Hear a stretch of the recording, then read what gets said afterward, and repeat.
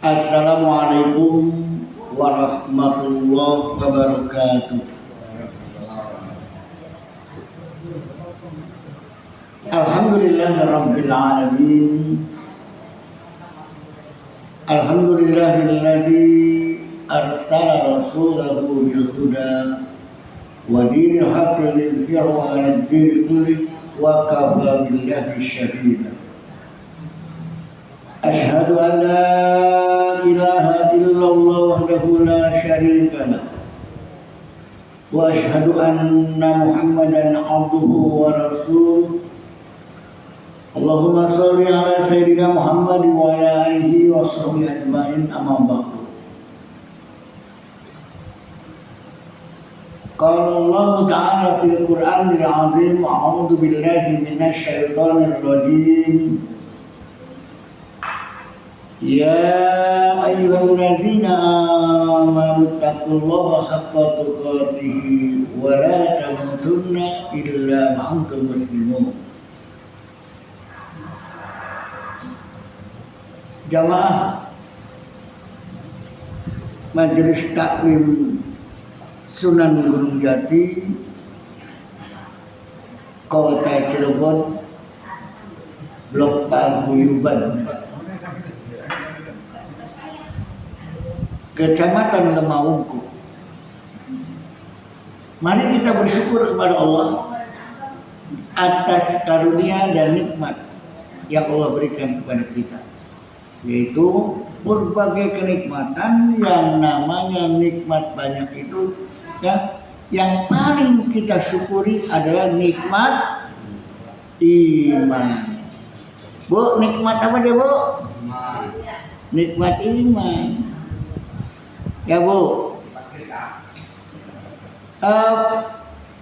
Bapak dan Ibu sekalian, ya, jamaah yang dimuliakan Allah beserta para pemirsa di rumah radio FM RSK 107,90 ya. Pada kesempatan pagi hari ini ya, kita di penghujung tahun, di bulannya Dzulhijjah akan berhadapan dengan tahun baru Muharram, tahun baru Hijriah, bulan Muharram. Bapak dan Ibu sekalian, barangkali kesempatan ini kita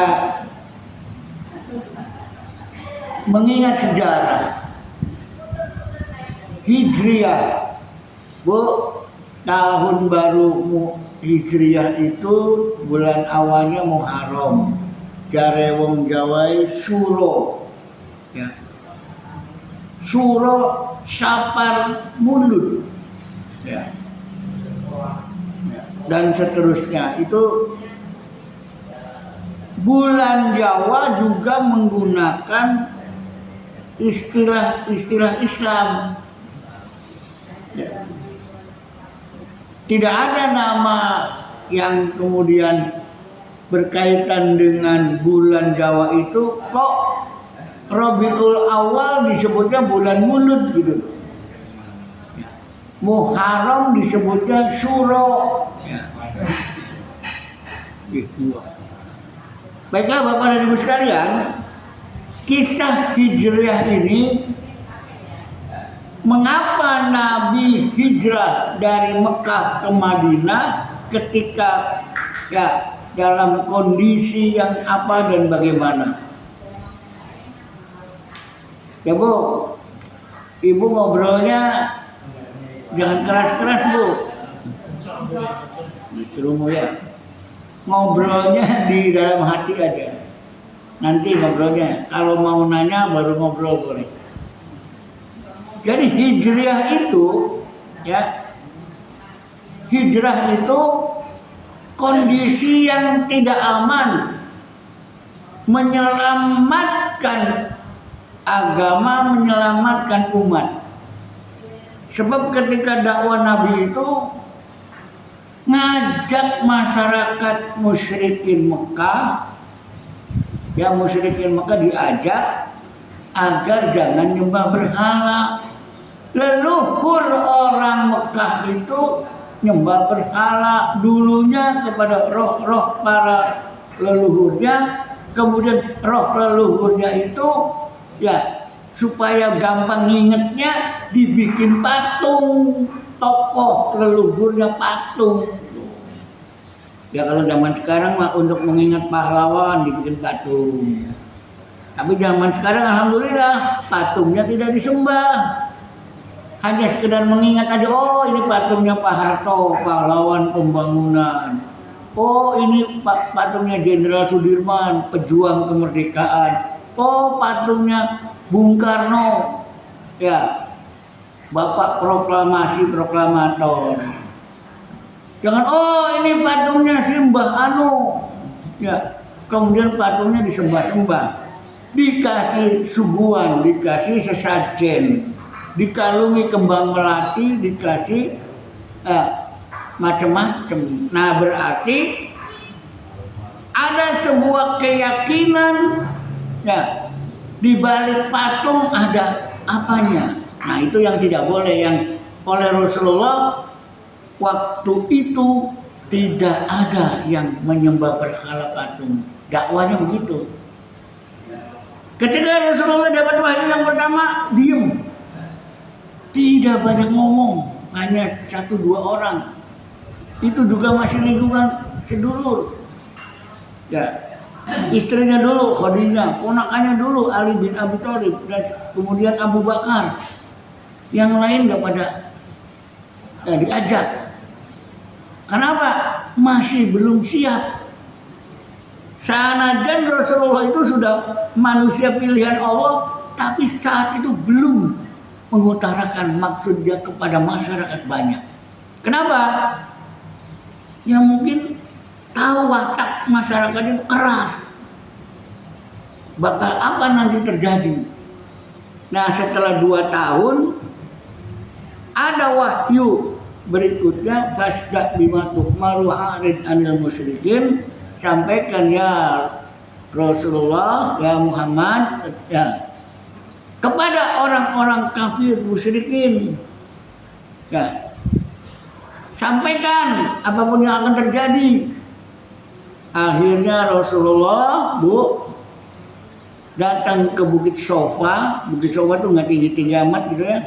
Bukit namanya juga bukit, bukan gunung. Kalau gunung mah tinggi, rumah sekian ribu meter.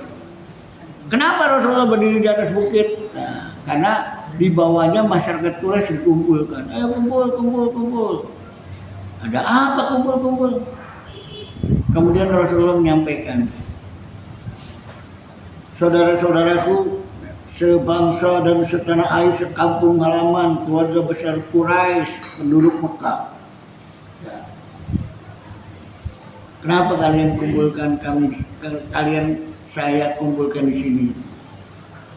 Saya akan kasih tahu kepada kalian semua. Percayakah kalau sampean semua ini di balik bukit sana ada pasukan berkuda, pasukan yang akan menyerang kita kampung ini? Mereka serentak percaya. Kira-kira Nabi Muhammad bohong tidak? Padahal belum tahu di sana ada pasukan atau tidak. Tapi untuk meyakinkan, percaya nggak sampean? Kemudian kalau silakan ada omong-omong, buktikan, misalkan ada nggak yang ngomong kayak gitu? Gak ada. Ya kalau sekarang percaya enggak nanti tahun baru Hijriah, nanti pekan depan akan dibagi sembako, 1 orang 1 karung beras dari Bapak Wali Kota misalkan. Setiap orang yang memiliki kakak tapi penghasilannya di bawah 2 juta misalkan itu. Pas Pak Wali Kota ngomong gitu, bener-bener ya. Nah, tapi karena ada yang tahu bahwa Pak Wali Kota nggak pernah bohong, dan dia juga pernah tahu ada gudang beras yang isinya beras melulu, gudangnya, percaya. Kenapa? Satu, Pak Wali Kota nggak pernah bohong. Yang kedua, tahu ada beras di gudang. Ya. Jadi mungkin ada yang sebagian nggak percaya, sebagian percaya. Nah, Rasulullah ketika menyampaikan percaya tidak, langsung serentak percaya. Oh, karena apa? Karena Rasulullah nggak pernah bohong. Tuh, Rasulullah tidak pernah bohong. Jadi masyarakat percaya. Alhamdulillah, sampean percaya ning kula. Ya. Sekarang yang kedua, saya diutus oleh Allah yang menciptakan langit dan bumi untuk mengajak Anda sekalian untuk hanya percaya kepada Allah. La ilaha illallah. Hanya taat dan patuh kepada Allah. Jangan menyembah berhala-berhala. Berhalanya diberesin, jangan ada di sekitar Ka'bah dan seterusnya. Langsung spontan Abu Lahab. Ya. Wah, jangan dengarkan. Kamu sudah gila ya Muhammad. Padahal itu ponakannya sendiri. Kamu gila, majnun. Dah, jangan ikuti, jangan dengarkan. Bubar. Kira-kira ya zaman sekarang masih ada nggak ketika ada ustadz, dai, ulama, kiai lagi ngomong ceramah, jangan dengerin, bubar. Ana beli kira-kira bu? Kayak langka ya? Langko. Ana beli. Ya. Ada tidak kira-kira? Ya mudah-mudahan nggak ada ya. Kalaupun ada, ya itu bukan di sini, nggak tahu di mana gitu ya. Nah, ditambah lagi istrinya Abu Lahab, menjadi provokator, ngajak emak-emak, jangan sampai emak-emak ikut-ikutan dengar dakwahnya Nabi Muhammad. Digambarkan di dalam surat Al-Ahzab itu, wamra'atuhu hammalatal hatab. Istrinya membawa kayu bakar. Istrinya dagang Nabi Pak. Ya, itu bahasa kayu bakar. Bawa kayu bakar. Kalau sekarang sudah nggak ada kayu bakar, adanya kompor. Jadi kalau bawa kompor berarti istrinya tukang ngompori emak-emak, ibu-ibu supaya jangan mau dengerin dakwahnya Nabi Muhammad. Wih, saya dengerin aja. Ya. Ngaco ngomongnya ngaco. Masa kita pengen meninggalkan berhala-berhala patung-patung ini? Nah, Bapak dan Ibu sekalian, dari dulu ya sebelum zaman Nabi Muhammad, zamannya Nabi Ibrahim, masih ada juga orang yang nyembah patung tuh ada. Ya, Namrud itu nyembah patung. Patungnya banyak sampai sama Nabi Ibrahim patungnya dipenggali pada jatuh, lipang. Jadi sebelum zaman Nabi Muhammad, ya zamannya Nabi Musa ada juga patung sapi, Samiri yang bikin, bahkan dari emas katanya patungnya. Zaman Nabi Ibrahim 2000 tahun sebelum Masehi. Jadi kepercayaan itu entah bagaimana turun-temurun masih ada saja orang-orang yang melestarikan patung-patung dijadikan sesembahan. Kenapa? Ya itulah keyakinan itu turun-temurun. Jadi kalau bapaknya menyembah patung, ya anaknya terus lanjut. Tapi juga ada yang bapaknya nyembah patung, anaknya benar. Seperti Nabi Ibrahim, bapaknya nyembah patung, bapaknya nyembah patung.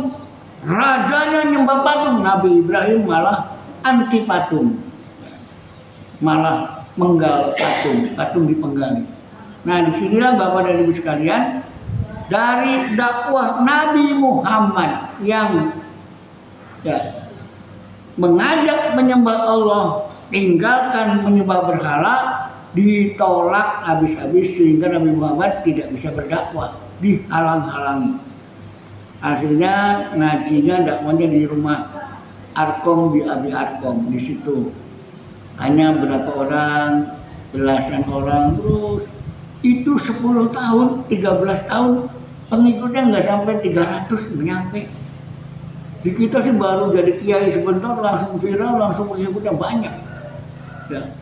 Apalagi para pengikutnya datang dikasih sembako, dikasih hadiah, kasih duit, kasih saweran, wah langsung viral, seneng ya. Nabi Muhammad nggak ngasih apa-apa, ngasih ilmu. Nih tinggalkan ajaran nenek moyang, terimalah ajaran Islam. Nah itu pun yang jumlahnya sedikit terus dicecar sampai akhirnya Nabi Muhammad kewalahan. Banyak ya pengikutnya disiksa, ditangkap, dikebukin. Ayo tinggalkan agama Islam, kembali nyembah berhala. Ayo beli nurut tak pada dira. Begitulah kejamnya masyarakat Quraisy. Bilal pernah begitu juga. Terus juga Amr bin Yasir. Ya. Sampai-sampai bapaknya Amr sama ibunya dibunuh. Yasir dengan istrinya. Amrnya mau dibunuh, kamu mau kembali ke nyembah berhala atau mengikuti ajaran Muhammad? Ayo, tuh, bapakmu udah aku tombak, mampus, ibumu juga. Sekarang giliranmu. Ayo, ikut kami kembali ke berhala atau ke Allah. Kemudian Amr menyatakan, ya, saya percaya Lata dan Uzza. Saya kembali ke nenek moyang. Saya tinggalkan Islam. Gak jadi dibunuhnya. Bebas. Begitu bebas, Amr datang ke Rasulullah bercerita. Ya Rasulullah, saya dipaksa begini-begini, ibu bapak saya dipateni, dibunuh, disiksa. Saya juga disiksa. Supaya saya selamat nyawa saya pura-pura, iya saya percaya sama berhala. Saya tinggalkan Islam. Gimana ya Rasulullah? Posisi saya ini, saya sudah menyebut berhala, saya sudah masuk ke Islam, saya dipaksa untuk nyembah berhala. Kata Rasulullah, kalau kamu dipaksa begitu nggak apa-apa.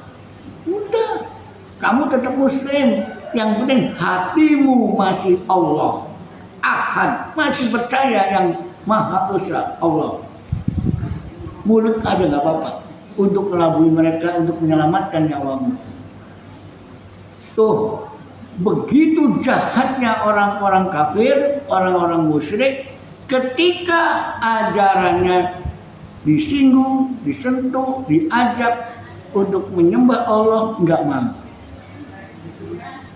Bapak dan Ibu sekalian, pasti kita juga akan menemui saudara-saudara kita. Ya, kalau yang agama lain sih nggak tahu ya. Ini yang Muslim. Bu, Ibu pernah dengar nggak? Ada orang Islam yang Islam, sembahyangnya sholat, ya. Tapi kadang-kadang apa dia? Dia melakukan ritual adat istiadat yang diyakini bakal bisa menolong apa yang dia inginkan. Ada harapan pengen dagangnya laris, bikin acara ritual. Ada harapan supaya ngambil ikannya di laut gampang, supaya jangan sampai penunggu laut, dewa laut mengganggu anak putu para nelayan. Bikin ritual. Ya. Nah itu kepercayaan. Ngakunya Islam, ketika diberi penjelasan tentang akidah Islam dan akidah agama leluhur, ya kalau memang itu bertentangan dengan akidah prinsip ajaran Islam, tinggalkan. Itu ngomong begitu juga berat ke teman-teman kita, saudara kita, ya yang memiliki keyakinan seperti itu. Mereka yakin. Saya juga percaya sama Allah, saya juga sholat, tapi ini kan. Nah, jangankan orang yang belum masuk Islam melaksanakan ajaran adat, yang sudah Islam pun masih melekat melaksanakan adat, sulit untuk meninggalkan. Nah, oleh karena itu, ketika kita ini melihat sejarah betapa sulitnya mempertahankan iman, disiksa, ya, sampai dibunuh, maka Rasulullah diperintahkan hijrah, ajak pengikutmu. Kalau bareng-bareng hijrahnya, kira-kira gimana? Ketahuan, kejar-kejar, pateni kabeh, peragat umat Islam. Akhirnya Rasulullah, kamu rombongan sebagian sana. Ini hijrah yang terakhir ya, sebelumnya ke Ethiopia ya, ke Habsyi ya. Terus sudah selesai semua ya, umat Islam ke Madinah, ke Yathrib, ke Mekah semua, baru terakhir Rasulullah. Begitu pemimpin tuh, dahulukan anak buahnya, rakyatnya, selamatkan dulu, baru deweke bagaimana menyelamatkan. Terus makanya Allah perintahkan kepada Rasulullah itu bahwa di dalam surat ke-8 ayat 31 itu, A'udzu billahi minasyaitonir rajim wa id yamkuru bikal ladzina kafaru liyusbituka aw yaqtuluka aw yukhriju wa yamkuruna wa yamkurullah wallahu khairul makirin. Dan orang-orang kafir musyrikin itu ya, dia punya rencana mau makar kepada Rasulullah. Ya, orang kafir itu, orang musyrik Mekah itu punya makar rencana mau apa nih kepada Rasulullah? Ya, tangkap, usir, bunuh. Wah, ini radikal. Tangkap, usir, bunuh. Programnya begitu.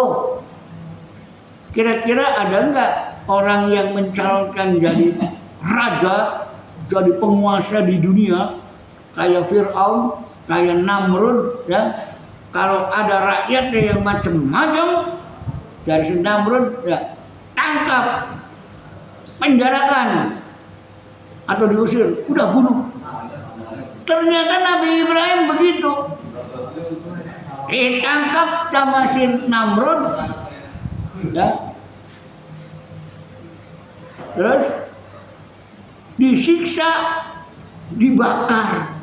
Alhamdulillah nggak mempan. Ya narukuni bardan, ya, ala Ibrahim.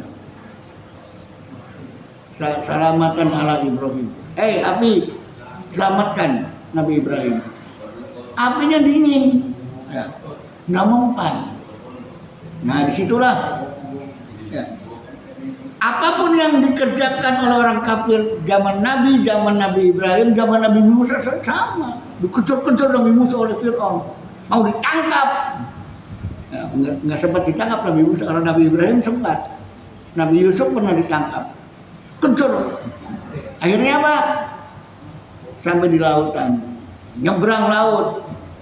Nah, begitu si Fir'aun ngejar sampai tengah laut, lautnya kembali lagi, tenggelam semua. Ya. Jadi Nabi Muhammad ketika mau pindah ke Yathrib, ke Madinah, terakhir malam itu tidur bersama Ali bin Abi Thalib beserta Umar bin Khattab. Pengumuman sebelumnya, orang-orang kafir Mekah, Quraisy mengumumkan, barang siapa yang bisa menangkap Nabi Muhammad hidup atau mati, 100 ekor unta. Wah, hebat Bu. Kalau 1 ekor unta harganya 100 juta berapa tuh? Ya. 10 miliar ya. Gede banget tuh hadiahnya. Nah, walhasil pemuda-pemuda berkelompok. Ini geng itu, wah, kafilah ini, kafilah itu, supaya nanti kalau dapat duitnya bagi-bagi. Ayo, siapa yang duluan bisa menangkap. Malam itu dikelilingi, ya, rumah yang di dalamnya ada Rasulullah, ada Ali bin Abi Thalib, ada Abu Bakar. Nah, di luar sudah siap menangkap. Rasul tahu, Abu Bakar tahu. Orang kafir, walaupun dia kafir, dan dia punya adat, punya tata kerama, Pak. Kenapa orang kafir nggak mau dobrak pintu aja, tangkap ya lagi turun siapa kan gitu ya? Nggak mau dobrak, malah tunggu keluarnya. Kalau keluar kita tangkap. Mungkin ada aturan sopan santun, ya. Barang siapa yang mau masuk ke rumah orang itu termasuk pelanggaran adat mungkin ya. Sehingga si kafir ini nggak mau masuk, diem aja di luar nungguin, metu bonggan. Ya. Ternyata bapak dan ibu sekalian, ya, Rasulullah keluar dengan Abu Bakar, kemudian Ali, kamu tidur di sini, diselimuti. Nah, dengan izin Allah, ya, membaca surat Yasin. Mereka matanya nggak melihat apa-apa. Rasul keluar sama Abu Bakar. Nah, belabas, metu. Jelang subuh mereka, wah beli metu-metu, supaya aja lah. Kita dobrak aja, ya. Kesuwen kok pada ngantuk di kita nih. Akhirnya dobrak, ya sudah waktunya mungkin ada aturannya, ya, jangan langsung dobrak, tunggu dulu. Ternyata nggak keluar. Pas dibuka selimutnya, hah? Ali, Muhammad pendek. Orang kafir kalau manggil Nabi kan namanya aja, nggak sopan. Ya, kalau kita kan Nabi Muhammad, pakai sebut jabatannya. Kemana? Ya nggak tahu. Saya tidur. Ente yang di luar semua ngapain baik? Langap logo. Ayo kita cari. Nyebar. Kamu ke sana. Ayo kita ke sini terus. 4 penjuru angin tadi. Nggak ketemu. Ada salah seorang yang tidak ikut rombongan, tapi dia pernah melihat ada 2 orang bawa unta. Satu untanya Abu Bakar, Nabi Muhammad di atas, ininya jalan Abu Bakar gantian. Loh, ya, siapa pun, Bu, ternyata ada orang mencari Nabi Muhammad sama Abu Bakar. Anda tahu nggak? Kamu tahu nggak? Ada orang lewat sini berduaan. Lah, sini mau kundudu ya nih. Apa sih? Saya mau tangkap tuh Nabi Muhammad. Saya dapat hadiah nanti 100 ekor unta. Langsung otak cerdasnya, otak bulitnya berpikir, Bu. Nah, sih kayak kasih yang tadi tuh. Akhirnya apa? Dia bilang, oh iya 2 orangnya naik unta ke sana tuh, ke sana tuh. Ya. Langsung kejar, dia, aku akan tangkap, aku bunuh sendirian. Hadiahku 100 ekor unta. Bu, mau tahu siapa tuh orang yang pengen hadiah dewekan itu? Hawak tuh siapa? Aja ngobrol banget ya. Nanti pulang nggak dapat cerita, lagi cerita ini dia. Bapak tahu siapa namanya, Pak? Bu, namanya siapa dia, Bu? Dulu ya. Pengen kenalan nggak? Ya dengerin, nanti ada namanya ya. Dia Hawak. Aku dapat 100 ekor unta sendirian. Wah, kejar loh. Tadi larinya menuju ke sana. Kejar. Begitu. Ya. Udah dekat kira-kira 30 meter lagi. Itu kuda yang dinaikinya sambil bawa pedang. Kudanya nyungsep, Pak, Bu. Gelak belum. Waduh, ya. Bangun lagi, kejar lagi, jatuh lagi, gelak belum, Pak nih. Nggak tahu keplosok, nggak tahu keserimpet kudanya. Bangun lagi. Ini mah sudah dekat, tinggal berapa 3-4 meter, kudanya nyungsep. Dianya langsung ngelempur. Waduh, saya 3 kali jatuh. Dipandang Nabi Muhammad sama Abu Bakar. Mereka beli nyetir renang, dipandang loh. Saya mau bunuh dia, tapi orangnya kelihatannya, ya ramah, baik, wajahnya menunjukkan wajah orang baik-baik. Saya sampai jatuh 3 kali. Mau bunuh orang kayak gini. Kayak itu gak tega ya. Itu orangnya kelihatannya baik. Sudah tahu saya mau ngebunuh, malah ditolong dibangunkan. Tanya, mau apa ente? Gak bisa jawab, Pak. Bu, ya akhirnya terus terang, saya tuh mau ngebunuh ente. Ya. Mau ngebunuhmu, dapat 100 ekor unta. Tapi saya melihatmu jadi nggak jadi. Wajahmu wajah yang penuh dengan ramah, sopan, baik. Masa orang baik-baik mau dibunuh? Akhirnya, ya Rasulullah, taslim, saya mau masuk Islam. Gak jadi Pak ngebunuhnya Pak. Ya, akhirnya masuk Islam, kamu kembali ke Mekah, jangan ceritakan ke siapa-siapa pun. Kalau kamu udah Islam, nanti kamu akan dibunuh. Udah diam aja. Tuh sampai ya, berapa tahun ya, baru. Konon katanya setelah Rasulullah wafat baru diceritakan bahwa ini orangnya. Ya. Siapa namanya Bu? Yang hawak tadi loh, namanya siapa? Namanya Surokoh. Makanya sudah jadi bahasa Indonesia. Orang yang hawak, tamak, loba, pengen kaya dewet, pengen menang dewet, pengen kenyang dewet, disebut serakah. Dari kata Surokoh. Ya Pak? Ya Pak? Surokoh. Jadi bahasa Indonesia serakah. Itu gambarannya. Serakah itu apa? Ya itu. Orang yang pengen hadiah sendirian. Serakah. Singkat cerita Bapak dan Ibu sekalian, Nabi Muhammad dikejar-kejar masuk ke gua Sur. Masuk ke gua, terus dikejar. Wah, sampai ke gua, waduh. Ya. Ada pintu guanya ditutup sarang laba-laba. Jare yang ngejar-ngejar di dalam barangkali ada. Nggak mungkin. Kenapa? Ini ada sarang laba-laba. Kalau Nabi Muhammad masuk, pasti sarang laba-laba ini rusak. Gak mungkin. Udah jangan buang-buang waktu. Gak mungkin ada Rasulullah di dalam. Nah di situ, ya. Allah melindungi Nabi Muhammad dengan sarang laba-laba.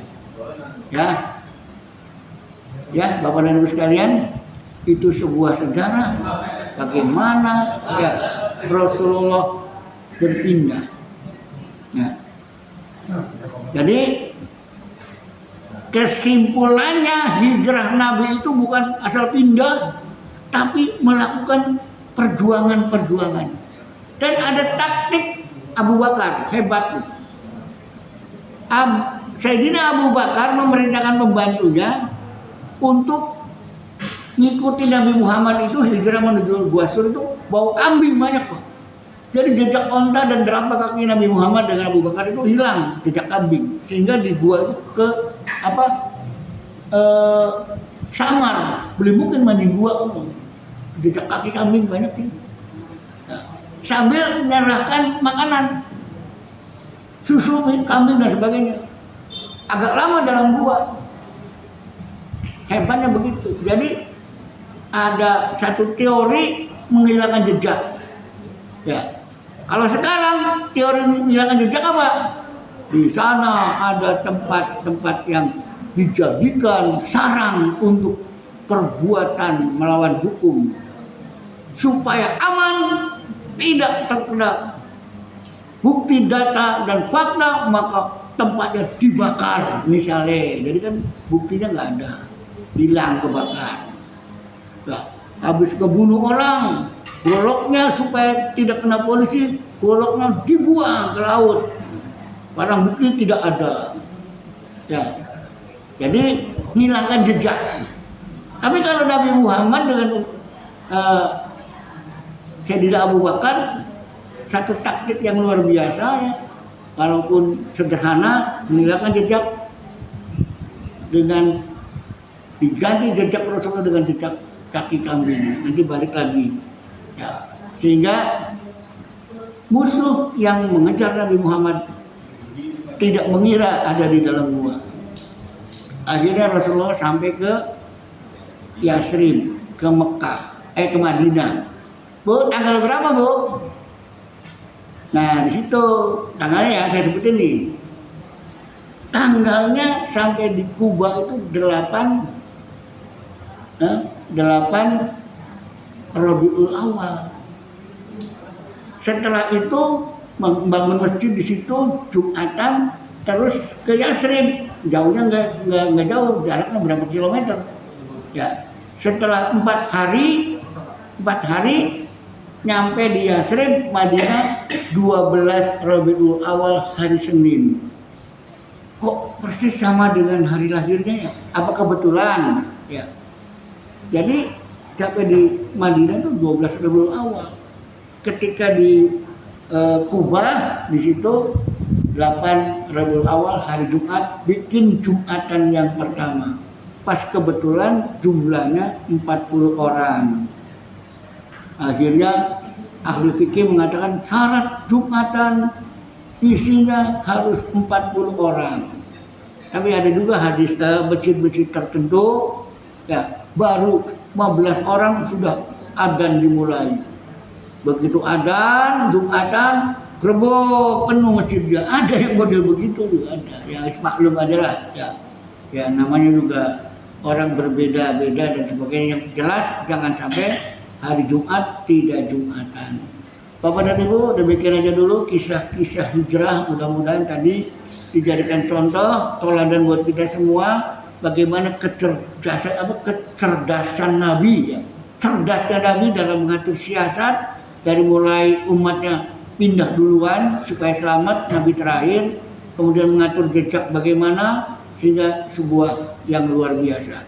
Yang jelas ya semangat hijrah itu mari bukan sekedar fisik saja. Alladzina amanu wa hajaru wa jahadu fi sabilillahi bi amwalikum wa anfusikum a'dhamu darajatan indallah. Ulaika humul faizun. Orang yang beriman hijrah dengan dia berjuang di jalan Allah dengan hartanya dan jiwanya. Orang seperti itu orang yang mendapat kemenangan. Sekarang kita nggak hijrah tempat ya. Hijrahnya apa? Hijrah keyakinan yang tadinya masih banyak dosa, kembali bertobat, yang minta ampun sama Allah, yang belum sempat beramal, banyakkan amalnya dengan harta bendanya. Ya, bila perlu kalau jiwanya diperjuangkan untuk membela Islam, ya kayak Sunan Gunung Jati itu titip tajuk lan fakir miskin berarti perjuangan bagaimana membangun, memakmurkan masjid dan jangan lupa santuni fakir miskin itu artinya bi amwal dengan amwal dengan harta sehingga Cirebon akan menjadi kota yang religius. Rakyatnya beribadah, kesejahteraannya ada, fakir miskin tidak ada. Nah ini barangkali Pak Wali Kota dalam rangka tahun baru Islam dan ulang tahun Cirebon harus punya moto. Hai para pemimpin di Cirebon, para dinasnya dan sebagainya, para RT RW, lurah dan camatnya, ya ajak rakyatnya fal ya'budu rabb hadzal bait.